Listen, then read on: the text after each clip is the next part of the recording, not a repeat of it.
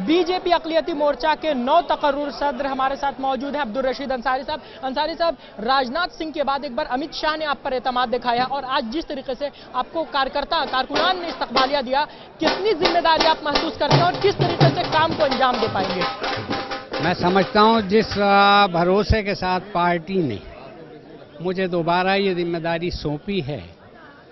उस जिम्मेदारी को पूरी ईमानदारी के साथ, मुकम्मल मेहनत के साथ, लगन के साथ मैं इसको पूरा करने की कोशिश करूंगा। पिछले उसमें भी जो पिछली टर्म मुझे मिली थी, उसमें भी मैंने कोशिश की थी कि देश के अलग अलग इलाकों में जाकर अल्पसंख्यक समाज के अंदर एक बेदारी की मुहिम चलाई जाए, उनका ध्यान इस चीज़ पर दिलाया जाए कि आज की दुनिया की तरक्की के लिए उन्हें तालीम को सबसे पहले अपनाना होगा, अपने समाज में बढ़ाना होगा, चूँकि इसी फील्ड के अंदर सबसे पीछे हमारा समाज है और उसी की वजह से हमारी इक़्तिसादी और समाजी सूरत हाल जो है वो दीगर समाजों से काफ़ी पीछे है। आज नजमा हेपतुल्ला आपकी इस्तकबालिया तकरीब में शिरकत करने आई थी, तो क्या उनसे आपकी बात हुई है कि किस तरीके से माइनॉरिटी के जो भी स्कीमें हैं उन तक पहुंचाई जाए? कुछ इसके ताल्लुक से उनसे बातचीत? जी, डॉक्टर नजमा हेपतुल्ला साहिबा को नरेंद्र भाई मोदी ने अपनी सरकार के अंदर अक़लियती वज़ारत सौंपी है और जब से उनके पास ये वज़ारत आई है उन्होंने मुस्तकिल हम लोगों से राब्ता किया है। हमारे बाहमी सलाह मशवरे होते रहते हैं, बहुत सारी स्कीम्स पर तफसीली गुफ्तगू हुई है और ये सिलसिला चलता रहेगा। उनके यहाँ की जितनी भी स्कीम्स हैं, हमारी कोशिश है कि हम समाज के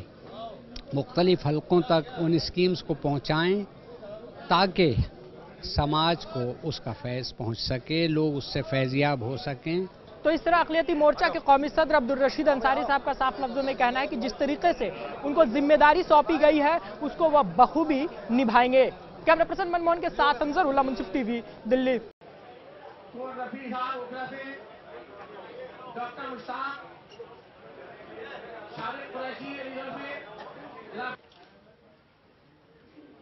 हरियाणा की तरफ ज्यादा जा रहा हूं। अध्यक्ष जी ने उनको नॉमिनेट करके साबित करा कि उन्होंने अच्छा काम किया और आइंदा भी हमें उम्मीद है कि वो अच्छा काम करेंगे पार्टी के लिए और माइनॉरिटीज़ तक, ग्रास रूट तक जाएंगे। कि हमारे जो वर्कर्स हैं, अब हम सत्ताधारी पार्टी में हैं तो कैसे उनको आगे ऐसी ट्रेनिंग दी जाए, कैसे माइनॉरिटीज़ के काम हो और उनको आगे बढ़ाया जाए, इसी सिलसिले में आज ये इस्तकबालिया का प्रोग्राम रखा था। पहले आदमी ये सोचकर जिम्मेदारी दी जाती है कि हो सकता है इनमें काबिलियत है और इन्हें मौका दिया जाए, और जब दूसरी बार जिम्मेदारी दी जाती है तो आप ये समझ लीजिए कि वो अपनी काबिलियत का लोहा मनवा चुके हैं। और जिस तरीके से लोकसभा इलेक्शन में बीजेपी अक़लियती मोर्चे ने अपनी जिम्मेदारी को निभाया है और जिस तरीके से पूरे हिंदुस्तान में जगह जगह जाके अक़लियती मोर्चा ने काम किया है, उस सब से ये बात सामने आई निकल कर कि अब्दुल रशीद अंसारी साहब ने जिस मेहनत और लगन के साथ पूरे मुल्क में भारतीय जनता पार्टी को मजबूत करने के लिए आगे कदम बढ़ाया है, उनको दोबारा पार्टी ने उन पर भरोसा करके उन पर जिम्मेदारी सौंपी है। और ये भी कहा है साथ में